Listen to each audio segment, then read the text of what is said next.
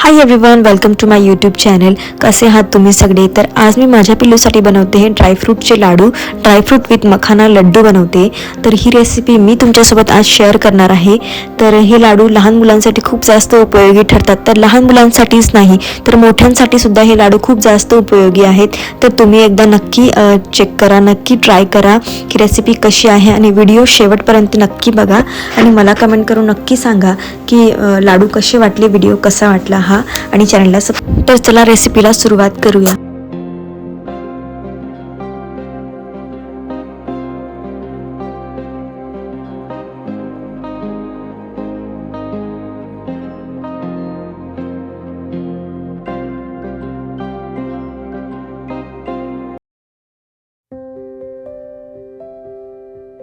सर्वात आधी ना आपल्याला ड्रायफ्रूट्स घ्यायचे आहेत. तर मी ड्रायफ्रूट्स घेऊन घेतले. जेवढे माझ्याकडे अवेलेबल होते ना, मी तेवढे सगळे ड्रायफ्रूट्स घेतले. त्यात मी काजू, बदाम, अंजीर, अक्रोड, काही डेट्स होते. एवढे मी ड्रायफ्रूट्स घेतले. तुमच्याकडे जर अजून अवेलेबल जसं पिस्ता किंवा पीनट्स, पंपकिन सीड्स वगैरे तुम्ही ते सुद्धा त्यात ॲड करू शकतात. तर माझ्याकडे जेवढे अवेलेबल होते ना, मी तेवढे सगळे ड्रायफ्रूट्स घेऊन घेतले.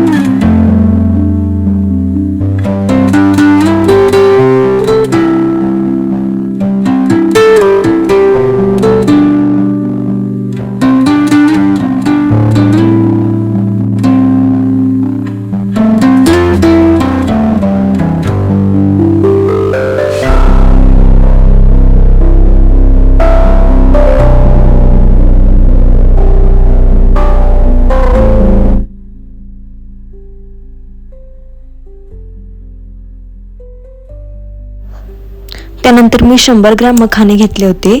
तर मी सध्याला थोडेच लाडू बनवणार आहे, कारण माझं पिल्लू खातं नाही खातं त्यानुसार मी थोडेच लाडू बनवणार आहे. तर मी 100 ग्रॅम मखाना घेतला आहे आणि एक अर्धा कप इतकं मी ओट्स घेतले आहेत. फक्त तुम्ही बघू शकतात, मेजर करून तुम्ही घेऊ शकतात. तसं मी इथे सगळ्या वस्तू अंदाजेच घेतल्या आहेत. तुम्ही मेजर करून सुद्धा घेऊ शकतात.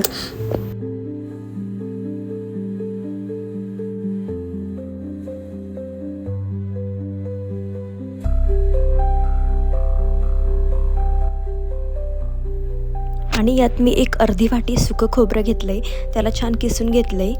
आणि त्यानंतर आपण सगळ्या गोष्टी आता फ्राय करणार आहेत आणि आपण तुपामध्ये फ्राय करणार आहेत. तर सगळ्यात आधी मी कढई ठेवली आणि कढईमध्ये तूप घातलं आणि एक एक करून आपण सगळ्या वस्तू फ्राय करून घेणार आहेत. सगळ्यात आधी मी मखाना फ्राय करून घेतला. बघू शकतात तुम्ही, मखाना व्यवस्थितपणे क्रिस्पी होईपर्यंत आपल्याला फ्राय करायचा आहे. आणि ड्रायफ्रूटसुद्धा क्रिस्पी होईपर्यंत नाही, बट लाल होईपर्यंत आपल्याला ड्रायफ्रूट्स फ्राय करून घ्यायचे आहेत आणि मखाणे क्रिस्पी होईपर्यंत फ्राय करून घ्यायचे आहेत आपल्याला.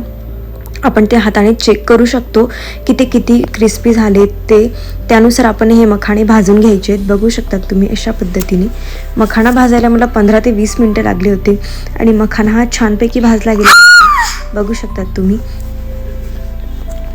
व्हिडिओच्या व्हॉइस ओव्हरमध्ये माझ्या पिल्लूचा आवाजसुद्धा येतोय, तर तो प्लीज तुम्ही इग्नोर करा.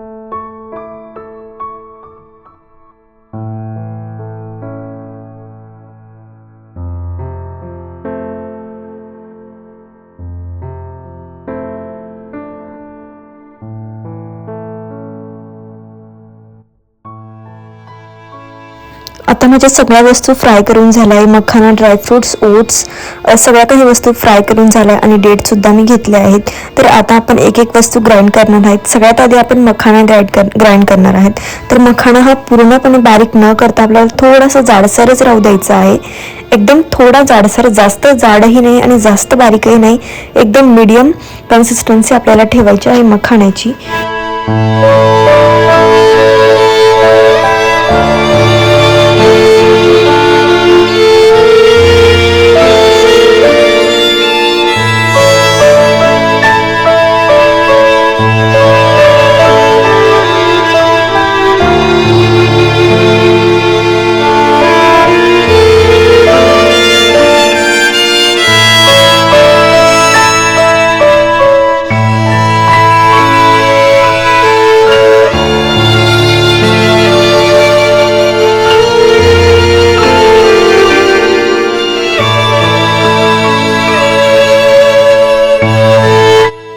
तर मखाने मी छानपैकी ग्राइंड केले आणि थोडे जाडसर राहिले ते, त्यामुळे मी जाड गाळणीने गाळून घेणार आहे त्याला. बघू शकता थोडेसे मखाण्याचे दाणेसुद्धा त्यात अडकलेले होते, त्यामुळे मी जाड गाळणीने गाळून घेतलं पीठ आणि त्याला ग्राइंड करून घेतलं, स्ट्रेन करून घेतलं. बघू शकता तुम्ही.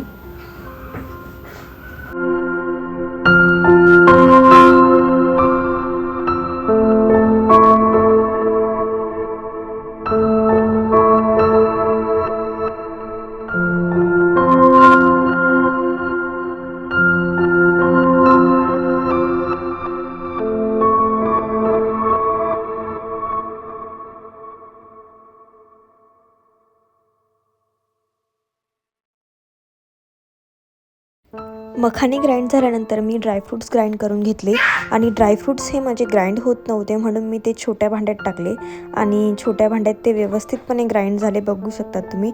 पहिली बॅच मी ग्राइंड करून घेतली, आता दुसरी बॅच ही ग्राइंड करायला जाते. तर व्यवस्थितपणे ग्राइंड झाले होते माझे ड्रायफ्रूटसुद्धा. आणि ड्रायफ्रूटसुद्धा आपल्याला थोडे जाडसरच राहू द्यायचे आहे, जास्त बारीक न करता थोडे जाडसरच ड्रायफ्रूट आपल्याला राहू द्यायचे आहे, जेणेकरून आपल्या लाडूला बाइंडिंग येईल त्यासाठी.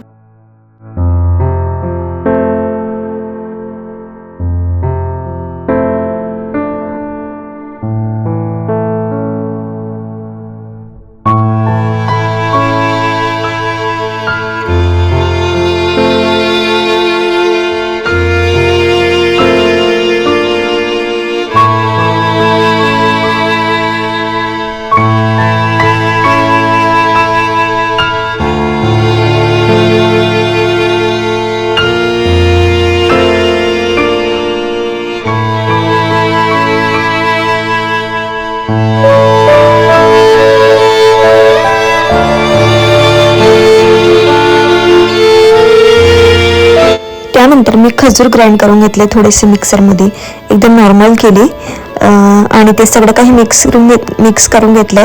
सगळं एकजीव करायचं मिश्रण. सगळ्यात आधी जे ड्रायफ्रूट्स होते ना थोडेसे ओलसर, ते मी मिक्स करून घेतले, जे तुपामध्ये आपण फ्राय केलेले होते, त्यामुळे ते थोडे ओलसरच ग्राइंड झाले आणि ते मी छानपैकी एकजीव करून घेतले, मिक्स करून घेतले सगळं मखाण्यामध्ये.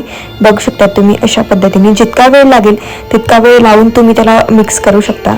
आणि त्यानंतर त्यात मी डेट्स टाकले आणि डेट्सला सुद्धा आपल्याला व्यवस्थितपणे एकजीव करायचं आहे. मिश्रण हे संपूर्ण एकजीव झालं पाहिजे, तेव्हाच आपले लाडू हे व्यवस्थित बनतील, तुटणार नाही करतानाही आणि नंतरही तुटणार नाही. हे संपूर्ण मिश्रण एकजीव करायचं आहे. वेळ लागेल बट याचा रिझल्ट खूप छान निघेल. तुम्ही बघू शकतात. तुमच्या बाळासाठी तुम्ही मोठे सुद्धा हे लाडू खाऊ शकतात. सगळ्यांसाठी हे लाडू खूप जास्त उपयोगी ठरतील. आणि आता फायनली 15 ते 20 मिनिटं मला लागले संपूर्ण मिश्रण एकजीव करण्यासाठी आणि मिश्रण हे पूर्णपणे एकजीव झालंय. पाहू शकतात तुम्ही. हे लाडू बनवण्यासाठी एकदम रेडी आहे. पाहू शकतात. याचे लाडू मी आता बनवून घेते. हे जवळजवळ 15 ते 20 लाडू माझे यात बनले होते. छोटे छोटे लाडू तुम्ही बनवू शकता. जेवढे तुमचं बेबी खाऊ शकतं तेवढे लाडू तुम्ही बनवू शकतात.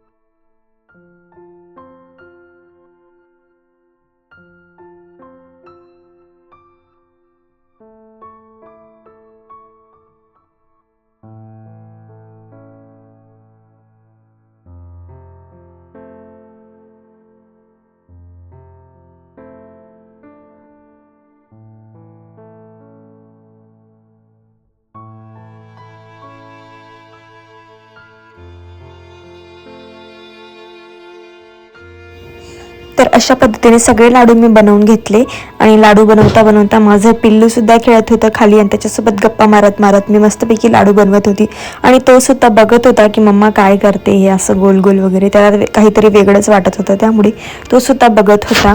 तर रेसिपी कशी वाटली तुम्ही एकदा नक्की सांगा, नक्की कमेंट करा आणि नक्की एकदा ट्राय करा. ते सुद्धा कमेंट करून सांगा की तुम्ही ट्राय केलेली रेसिपी ही सक्सेसफुल झाली की नाही, आवडली की नाही. तर हे सुद्धा कमेंट करून नक्की सांगा. कारण खूप जास्त हेल्दी, टेस्टी आणि छान रेसिपी आहे. तुम्ही एकदा नक्की ट्राय करा. तर लाडू सगळे बनवून झाले होते आणि लाडू बनवण्यामागचा मेस तुम्ही बघू शकतात. किचन पूर्ण फैलून गेला होता आणि खालीसुद्धा फैललेलं होतं. पिल्लूचं चालू होतं काहीतरी. तर हे एवढे लाडू माझे बनवून रेडी झालेले आहेत. तर मला कमेंट करून नक्की सांगा की माझे लाडू कसे झाले आहेत आणि तुमचे लाडूही कसे झाले होते ते सुद्धा मला कमेंट करून नक्की सांगा. तर फायनली आता मी किचन वगैरे आवरून घेतला, थोडा वेळ लाडू बाहेर ठेवून आणि नंतर 10-15 मिनटात मी लाडू हे डब्यात भरायला घेतले. तर मी काचेच्या बाऊलमध्ये हे लाडू भरत आहे कारण मी यांना फ्रीजमध्ये स्टोअर करणार आहे. तुम्ही बाहेरही स्टोअर करू शकतात, तसं काही नाही, बट मी यांना फ्रीजमध्ये स्टोअर करणार आहे म्हणून मी काचेचं भांडंच घेतलेलं आहे. तर एक एक करून सगळे लाडू मी यात स्टोअर करून घेत.